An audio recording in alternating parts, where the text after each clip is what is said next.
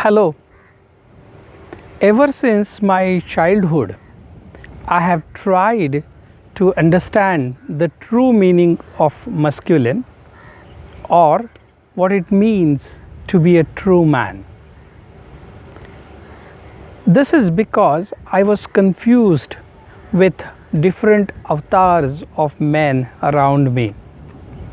Some were angry young men, some were spineless, some were just followers, so and so forth. And therefore, naturally, I had a curiosity to know who is the true man. Well, this quest to understand who is a true man is amongst all of us, both men and women. We, at least some point in time in our life, do ask ourselves a question: am I a true man? Am I a truly masculine? This led me to consciously observe people, especially the successful ones around me, and also to read about several successful individuals. This quest of mine eventually resulted into me reading a lot of Hindu scriptures. And interestingly, according to the Hindu mythology, Lord Shiva is considered to be godly manifestation of man or a true masculine force. Now, what is Shiva? In a literal sense, Shiva means that which is not. And that's very interesting because everything comes from nothing and goes to nothing. Death to birth and then again to death. Life is a continuous process of transformation. And in fact, if there is one thing that can happen for certain, and that is transformation, and it keeps happening. Thus, being masculine or being a true man is being present at all times in a given moment and enjoy and experience that whole experience of being presence or being present without any prejudice or desire or lust. And therefore, as I kept on reading these scriptures and its philosophical and spiritual meaning, with my understanding of Shiva, there are 10 qualities of a true masculine or a true human being or true man. And what I am going to share today are these 10 qualities. The first of these 10 qualities is purifying the impure. True man is conscious, consistent, and he is in a ongoing transformational journey of self-evolution, which means he is purifying himself from the impure and transforming himself into pure. In other words, he is constantly in a cycle of destructing what is not good, creating or being part in a creation, and then whatever has been created, sustaining that. And therefore, in a spiritual sense, it is a continued existence from past, present, and future. So the first quality of a true man is purifying the impure, and that is reflected by the form of Shiva called Nataraja, who destruct what is not useful, what is evil, and then the Tandava Nritya of Nataraja in collaboration with Shakti help create new life, and that life is nurtured and prospered. The second quality of a true masculine is healing energy. A true man, no matter what obstacles he goes through, what impacts and the bad things happens in his life, is able to heal himself from such negative impacts, and at the same time he is also able to heal others who are present in his life. And therefore this healing energy of a man is the second quality of a true masculine. The third most essential quality of a true masculine is that true man is able to conquer the pride and lust and desire, and he has an immense control over his mind. And it is actually because of these three qualities, the conquering of over the pride, lust or desire, and control over the mind, that the Shakti, the true feminine, gets attracted to him and always revere him. The fourth quality of a true man or true masculine is that of fearlessness, which means having no fears for harboring new beginning and growing or expanding with that new beginning. The true man has always understood that death is the ultimate reality of the beginning. When something gets started, it has to have an end, and that end has to lead to a new beginning. Therefore, it is his ability to harbor or support new creation or beginning is why the feminine is in love with him. There are four components of this fearlessness, and the first component is the death of evil or what is useless. The true man does not have a fear to kill and eradicate what is not useful and what is evil. The second component of the fearlessness is his ability to sow the seeds for the better future. The true man or masculine is therefore able to conceptualize, he has a clarity of a vision, he is a dreamer, and he supports women to create life, because the man's job in this co-creation is that of sowing the seeds of the life and infusing the prana or the life force energy into that new beginning or the new life.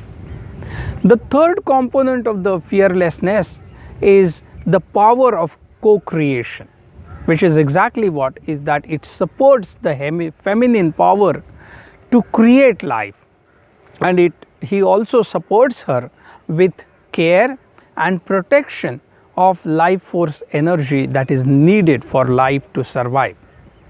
And the fourth component of fearlessness is the component of growth. The true man or a masculine is never fearful for the growth. He is inclusive, progressive, and expansive in his attitude. Therefore, he constantly strives for something better than what he has at the moment. And therefore, he is in a process of seamless transformation of energy, unblocking of the transformation of energy from lower levels to the higher levels. The fifth characteristics or the trait of a true masculine is inner evolution through non-attachment. And let me explain this a little bit. Inner evolution through non-attachment means overcoming the attachment to body, ego, fear, likes and dislikes and ignorance.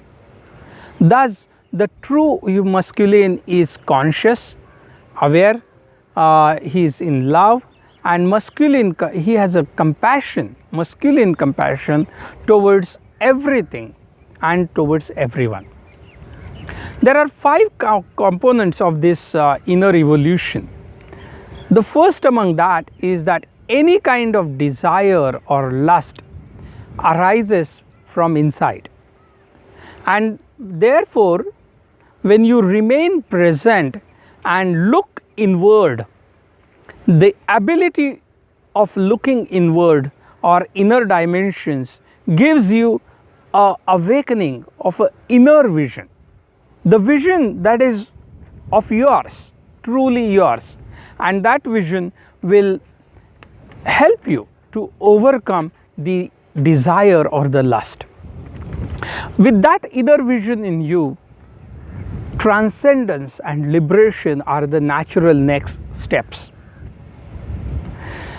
For transcendence and liberation to happen, there is an intense aliveness or awareness, and this comes from being present in the moment at all times. And therefore, if there is one single quality of a true masculine that I always talk about, is that of a quality of being present in the moment. When you focus inwards towards your inner dimension, you outlaws the boundaries of physical nature.